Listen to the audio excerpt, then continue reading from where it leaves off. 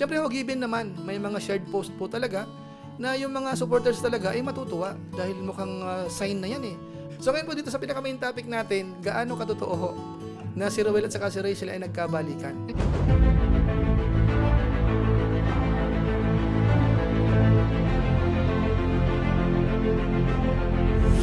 Ayun, shoutout guys, muli po, welcome to my YouTube channel. Ito po si Kuya Julay, ang inyong katugang, ang inyong kalingap na muling babati po sa inyo ng magandang araw, magandang gabi. Sang panig man po tayo ng mundo naroon. At sa araw na ito, panibagong vlog po tayo. Pag-usapan po natin yung patungkol po sa Rochelle na kung saan nababalita ho na nagkabalikan na. Okay na raw po ulit. Gaano kaya katotoo po yun, mga kabayan po natin?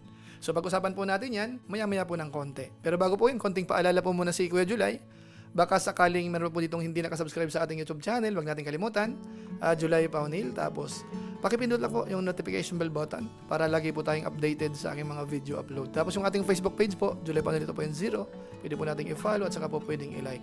So maraming salamat po sa inyong lahat at wag po natin kalimutan, sina Kuya Bal Santos Matubang, Kalingap Rab, suportahan po natin at isama po natin yung mga Lingap partners. At wag din po natin kalimutan itong ginagawan po natin ng reaction, pwede rin po natin silang suportahan. So maraming salamat po sa inyong lahat. Ngayon tuloy na po tayo, pag-usapan na po natin itong patungkol pa rin po sa Rochelle, na kung saan nga po may mga ilang ginawa na tayong reaction po patungkol dito. Kaso nga lang, kapansin-pansin kahapon doon sa ating live stream, may mga nabasa po tayong comment na sinasabi po nila na okay na raw uli. May mga shared post daw na nag-viral. Tapos may mga post din po o kaya mga shared post patungkol ho doon sa mga sinasabi ni Ruel na okay naman sila, mga kabayan po natin. Pero ang tanong po doon, gaano katotoo na okay na po sila uli, mga kabayan po natin? Siguro po maya-maya ng konti, liliwanagin po natin yan. Pero bago po natin puntahan yon, meron lang po akong gustong i-highlight. Kasi nga po may mga ilan, sabihin natin mga anti-kalingap, sinasabi na si Ruel of Malalag daw po ay parang sinisisi ni Kuya Julay kaya hindi naaayos yung problema nila. What? Na kung saan ho, wala ho tayong matandaan na ganun po ang reaction po natin, mga kabayan po natin. So tinignan po natin yung mga reaction natin dito sa patungkol sa Rochelle mula ho nung pinayagan tayo uli ni Kuya Bal Santos Matubang na gumawa ng reaction. Ang natatandaan ko po yung unang reaction na ginawa natin, tinatanong natin kung talagang hiwalay na. Tapos pinakita ho natin yung mga consequence. Dahil nga po sila ay pareho vlogger, syempre humaapektuhan kasi mahahati.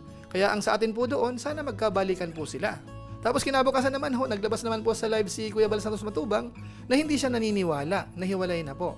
Kaya yung reaction naman po natin patungkol kay Kuya Bal Santos Matubang, magkasalungat. Dahil nga po para sa atin, doon sa mga napapanood natin at saka yung statement ng tatay, parang wala na po talaga. At saka may mga statement na rin po si Rachel, si Ruel of Malalag, ganun din. So sa assessment natin, wala na, mga kabayan po natin. At doon po sa ating reaction na nabanggit natin yung patungkol sa tatay ni Rachel, meron tayong nilagay sa thumbnail noon na bakit nakasalalay kay Ruel yung patungkol po sa pagbabalikan. Siguro po mga kabayan po natin, i-play ko sandali yung reaction natin na yon at tingnan nyo po kung gaano katotoo na si Ruel ay sinisisi po ni Kuya Julay. Kasi yung mga reaction ko na yan, nandyan naman ho, nakapublic po yan. Kahit ulit-ulitin nyo pong panoorin po yan. So ito po yung part na yon. Kasi nga po yun ang usapin eh. Yung iba naniniwala na wala na talaga, yung iba naman ayaw maniwala, mga kabayan po natin.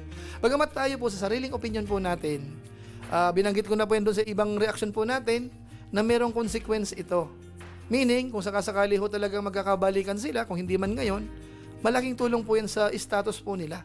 Bilang isang YouTuber, malaking tulong po yun kasi nga po, mahahati po talaga yan. At yung iba po dyan, magiging bashers po ng isang side. Dahil siyempre magagalit na kasi wala na po yung dalawa. Samantalang kung magkakabalikan po sila, mag-unite po uli yun.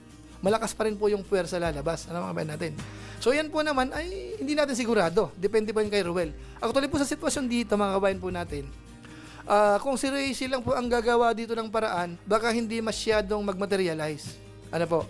Kasi sa naobserbahan ko po, magdidepende po ito sa lalaki.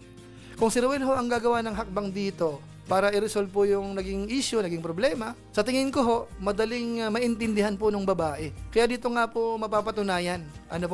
Kasi sa ganyang sitwasyon, dito na ngayon i-assist ng isang lalaki yung naging kapartner niya.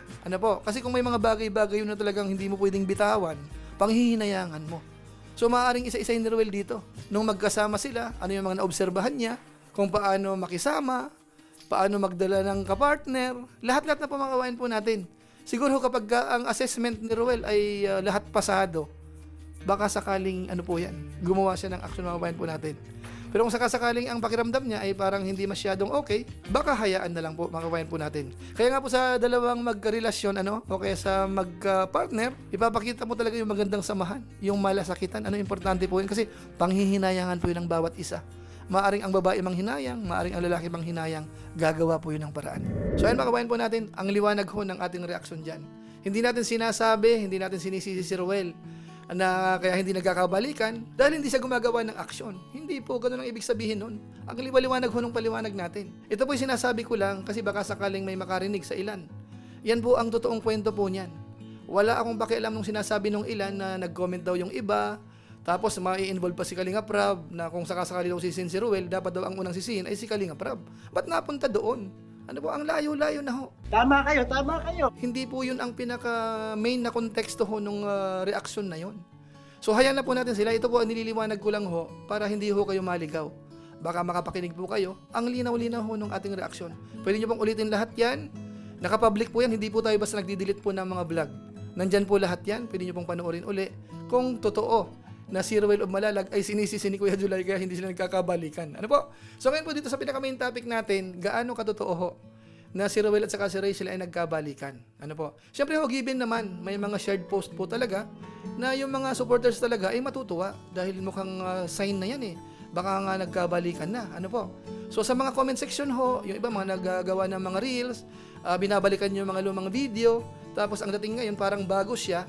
So ang dating ho, parang okay na po sila. Inuulit ko po, wala namang problema. Hindi tayo kumukontra kung sila po ay magkakabalikan. Nasa kanila po yun. May mga reaction video po tayo niyan na talagang pinaka-the best pa rin, nagkabalikan dahil nga po nakilala silang magkasama.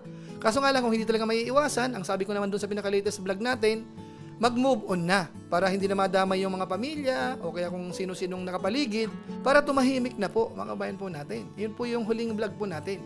Kaso nga lang dahil sa mga comment na yun, nagkabalikan na raw. So i-assist po natin, gaano nga ba katotoo? Nagkabalikan na nga ba talaga? Alam niyo po, madali lang naman ho Ang pinaka-guide natin yan, alamin natin, meron bang latest upload yung babae o kaya yung lalaki? Kasi po si Ruel of Malalag, napakatipid niya po sa kanyang mga post. Bihirang-bihira. Yung isa po sa natatandaan natin ay yung teacher daw na para bang yung about sa karma. So yun naman po ay nareaksyonan na po ng iba na sa pagkakaalam ko ho, parang mali yung identity na ginamit. So bahala na po sila kung mayroong mga legal action na kailangang gawin po dyan. Pero ang sa atin po dito, yung patungkol lang po sa nagkabalikan na nga ba talaga. Kasi po kung totoo yan, alam ko ho, marami hong matutuwa sa hanay ng mga sponsors, sa hanay ng mga supporters, baka sa mga pamilya po nila, yung ilan siguro, baka okay lang. So marami hong matutuwa. Pati po dito sa mga nagre-reaction siguro, magiging maganda rin po yung mga reaksyon ng ilan. Kaso nga lang ho, ang kailangan natin dito ay yung totoo. So sa assessment ko po mga kabayan po natin, wag niyo pong mamasamain, Kasi tinitingnan ko po yung mga post naman po ni girl, parang welcome pa rin naman po yung dating. Tapos nandun pa yung mga sweetness noon, kung titingnan po natin. Kasi ang dami po kasi. Pero sa pinaka-summary ho, kung ako mag-a-analyze doon, parang okay pa po, mga kabayan po natin. Ngayon sa post naman po nitong lalaki, wala siyang masyadong latest ho, Yung mga napapanood naman po natin na parang pakilig uli, na yung about sa sinisiraan silang dalawa, sa pakiramdam ko ho, mga lumang video po yun. Kasi po hinahanap ko rin sa mga post niya, sa Facebook, sa YouTube, kung may mga bago, wala ho tayong mahanap, mga kabayan po natin. So sa tingin ko po, parang hindi natin sigurado na talagang nagkakamabutihan na po sila uli. Tapos isa pa po, doon po sa live ni Daddy Donut, kayo ng umaga yata yun, pinapakiramdaman ko ho, kung magbibigay siya ng update about po sa nababalitaan na yan. Pero wala ho siyang nabanggit. Ang narinig ko lang po ay nagkakausap sila ni na Kalingap Awe. Yun po ang narinig natin. Pero yung about po sa nagkabalikan, okay na po uli, parang wala mga kabayan po natin. So magtatanong po ako sa inyo. Ano po sa tingin nyo? Yung mga napapanood nyo po ba ay sapat para masabi natin nagkabalikan po sila? Pwede nyo pong i-comment po sa baba. So inuulit ko po mga kabayan po natin, kung sakasakali magkabalikan, hindi naman tayo kukontra po Ang sa atin lang kung ano nga ba ang totoong status.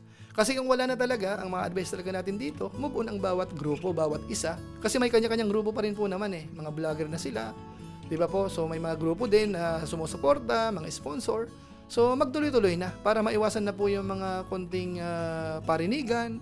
Minsan nadadamay daw po yung pamilya. So mahirap po yung mga kabayan po natin. Pero syempre po tayo naman ay maghihintay na lang kapag naglabas ng official statement si Ruel na talagang sila na, doon po natin masasabi na sila na po uli talaga mga kabayan po natin. Pero hanggat wala po yun, mananatili po tayong panghahawakan ko yung statement ni Ruel, yung madalas piniplay po natin. Ano po, yung binabasa natin sa ating mga live stream minsan o kaya sa vlog po natin. Ano po? So yun lang po muna siguro ang ating maiksing reaction video po patungkol po sa bagay na yan. At kung inyo naman po itong nagustuhan, pwede naman po nating i-share. So muli, ito po si Kuya July, ang inyong katugang, ang inyong kalingap na pansamantalang nagpapaalam po muna. Kita-kita ulit tayo sa mga susunod ko pang vlog. Maraming salamat sa inyong walang samang pagsuporta po sa ating YouTube channel. Pagpalain nawa kayo ng Diyos, mabuhay tayong lahat. God bless. Bye-bye.